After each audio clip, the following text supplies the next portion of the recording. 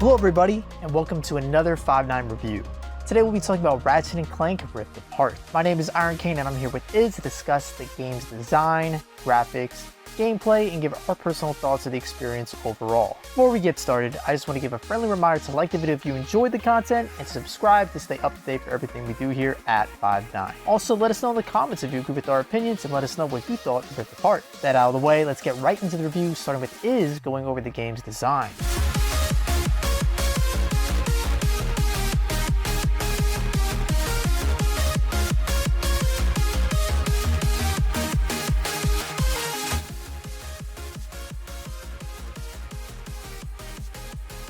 Jumping into the rift of this game's designs, it feels more fluid than I had initially thought when seeing the trailers. It has some of the elements of the previous game's design in combat weapon styles while adding new mechanics where you have a tree to the weapons you own. They still have their fun with the little puzzles you have, especially when you are Clank and you have to go through some of the dimensional rift parts, or Glitch where you actually fight viruses. While all that is still there, it doesn't feel boring, nor does it feel stale. While going through the different worlds, you also see that in some of these worlds, they are either catered to being an open world planet, or they're actually a linear style of a planet. Going back to the original roots of the old Ratchet and Clank games where they did do mainly linear planets, this game did a mix of both, balanced it out, and just gave it to us. And that's what I love about this game. It didn't focus on one style level. They actually focused on two different styles of levels that not only did an amazing job, but felt different and felt amazing. The design is just amazing. It just, not only can you free roam in these open world levels, you can also go back to the linear levels and go through the little minute paths they have, but it doesn't feel boring. I feel as if you could go through some of these worlds multiple times but not feel bored. Especially in the open world, you can actually go throughout the whole entire map and feel like you've been through it all, but there are some little nooks and crannies that you haven't seen and you realize, oh, I haven't gone there, and you want to explore. Driving that home is what feels amazing. But as I could talk about design all day, I think we should jump into the next rift, and that is about gameplay.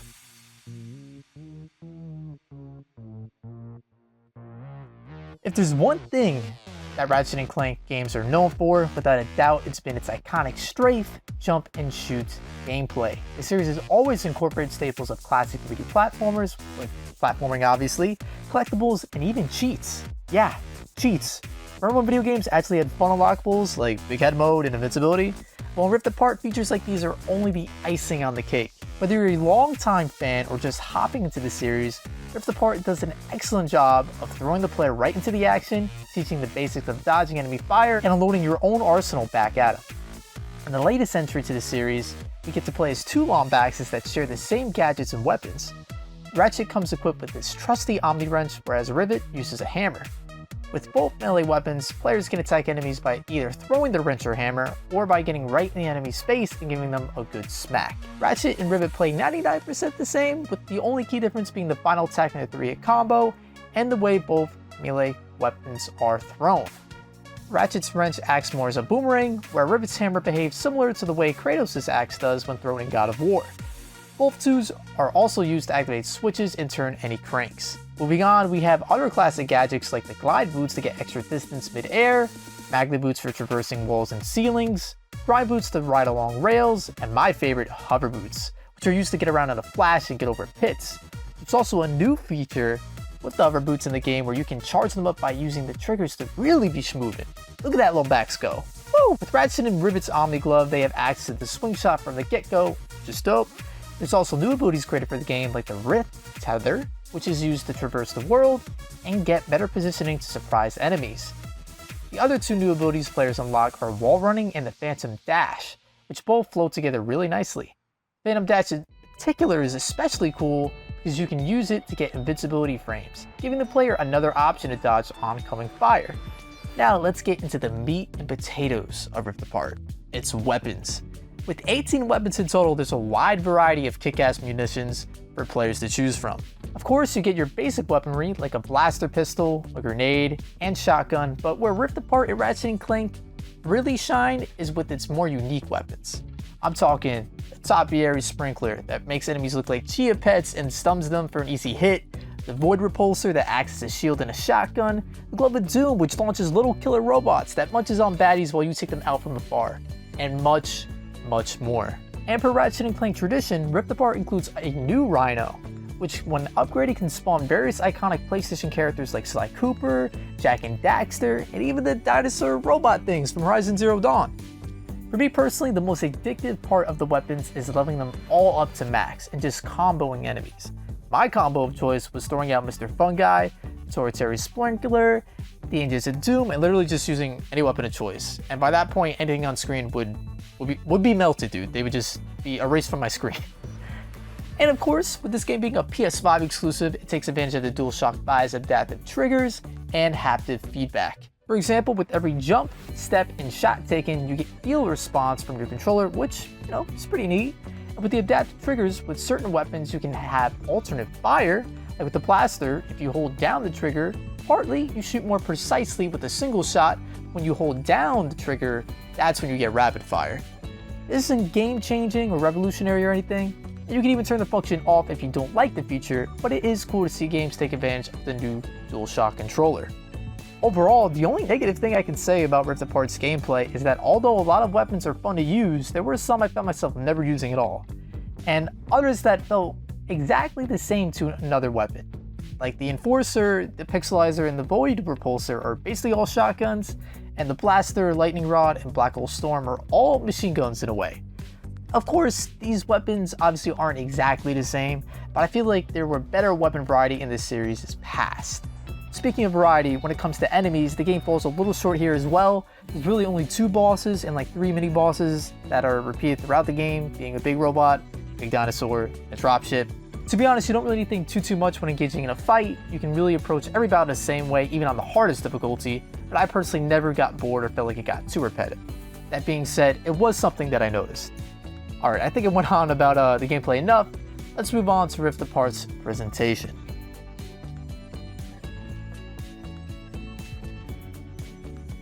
Into the presentation side of the game, it looks amazing. Insomniac Studios held no punches when it came to the look of this game. My first example is just the furs on both Rivet and Ratchet. They look amazing. As the cutscenes go through, you can see the individual furs on both Ratchet and Rivet moving differently, not simultaneously with each other, but actually some of their furs are moving while some are staying stagnant, as simulating as if some wind is going through them. Especially when it comes to the rain, when their furs are wet, you can actually see the dampening of their fur. You can actually see the discoloration, the darker tones of the purple or the orange on Ratchet and Rivet. You can actually see that get darker as they are staying in rain or they have been wet by water. Even the droplets falling on top of their suits, you can actually see individual droplets moving at different paces. The game itself just looks amazing. Now, going into the world aspects, each and every planet gives a new life. Not one planet is all the same. And that's what I loved about the older Ratchet and Clank games, because you went to these different planets where they felt different, where like everything moved differently, everything, everyone was differently. But as you go into this world of Rift Apart, every planet is given its own unique style of presentation. As opposed when going into Nefarious City, the different neon lights, the different, musics you hear. But then you go to another planet where it's Terran 4 and it's just different. It's vast, it's like very dry. It's a mechanic town. But you can see that even though it is different, like the lighting makes it amazing. And you can actually see the rocks, the cracks, everything about this game, and the way they wanted to make this game look. They really did their work with it. And now even the robots, if you have ray tracing on, For those of you who have put it on, you can actually see the sheen look of metal on top of Clank whenever he's talking. Whenever there's a light source, you can actually see the reflection of the light source on his head or somewhere on his body. Same thing with all the other robots you see throughout the game. It's just amazing. They really did put so much attention to detail. Even if you're not that type of person who really cares about how the game looks, but just having the frames, even just having it on the 60 frames per second setting of the game, it still looks amazing. It doesn't feel that much different as opposed to the ray tracing setting. Albeit, you do get a little bit more frames and a little bit lesser of a down quality in graphics, but even then you won't really notice that much of a difference. And it's just amazing to me that Insomniac really decided just to go all out, have fun with it, and show us that they still love Ratchet and Clank as much as we do. And they really did show it in Rift Apart.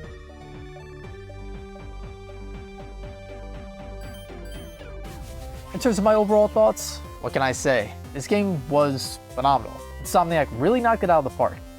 My only nitpicks are weapon and enemy variety, and some frustrations I had with collectibles that I'll touch on really quickly. For the open world sandboxy-like areas, for Ratchet and Rivet, the game didn't really do a good job of letting the player know, hey, you can't get this gold bolt or this Zerp stone until X, Y, and Z. Like, for me, I was running around trying to get a gold bolt for like 30 minutes, only to find out that I couldn't get it until very later in the game. Of course, that gold bolt in particular is the only one where that is the case, but it was very frustrating still. Beyond that, the game is definitely the best looking game on PS5 currently, maybe even up there for top 10 best looking games ever. The combat is addictive as it's always been. I don't want to forget about the story either. I found the plot to be completely riveting. See what I did there? Because of Rivet? Anyways, I'm so down to see the next installment fall Rivet and Kit if they go down that way. These characters weren't just some throwaway one-time characters to me. I actually really enjoy getting to know them and learning about their backstories and seeing them interact with Ratchet and Clank. Basically, if you have a PS5 and you don't have this game, like, what is wrong with you? The part was literally made for the PS5, and I recommend it to anyone, even at full price. To me, this game probably falls as the second best game in the series overall, with my personal favorite being Ratchet and Clank: A Crack in Time being number one. But then again, I haven't played that game in a minute, so maybe I could be swayed. That being said, if I were to give Rift Apart a rating, it'd probably be a 9 or 9.5.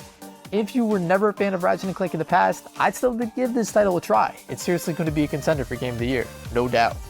My overall thoughts of the game, having played through almost all the older games, Rift Apart is by far my top 3 favorite Ratchet and Clank games. The combat does not feel stale at all. The story is very much so enticing. It kept me very much interested of everything that was going on. I just wanted to be invested, enveloped into the story that it was telling. The only downside that I can think of this game is that it is a very relatively short game. The game does clock in between 9 to 14 hours. It is very short. I do wish that they added more to the game in terms of story, or a little bit more exploration, or a little bit more planets. I really do wish they would have added that, but being as this is the first Ratchet and Clank game being on PS5 only, they really wanted to be safe than sorry. And even though I do understand that you would rather much be on the safer side, I feel like Insomniac should have taken the risk. They should have said, you know what, I'm gonna go, I'm gonna do this, I'm gonna have fun with it. Really, it would have been an amazing game. Again, as I understand, it is something that they wanted to take their time on, and they wanted to see how it would fare. Definitely, Rift Apart did fare so well in this, and my overall grade for this game is an A+. And I love this game. Almost a perfect game, especially if you haven't played the Ratchet and Clank series. You should definitely pick up Rift Apart, because it is an amazing game. There you have it. That's a review of Ratchet and Clank Rift Apart. Let us know in the comments if you agree with our points and our score of the game. If you enjoy the review, don't forget to leave a like, and as always, make sure to subscribe to know whenever we put out a video. Has streamed some of the classic Ratchet and Clank games as well as Rift Apart on 509's Twitch channel, so if you want to check out some of the shenanigans live, make sure to follow us there as well. And with that, I'd like to thank Iz for being my own Clank for this review, helping me break things down. And for me, Arcane, I'd like to thank you for watching, and I'll catch you all in the next one. Peace.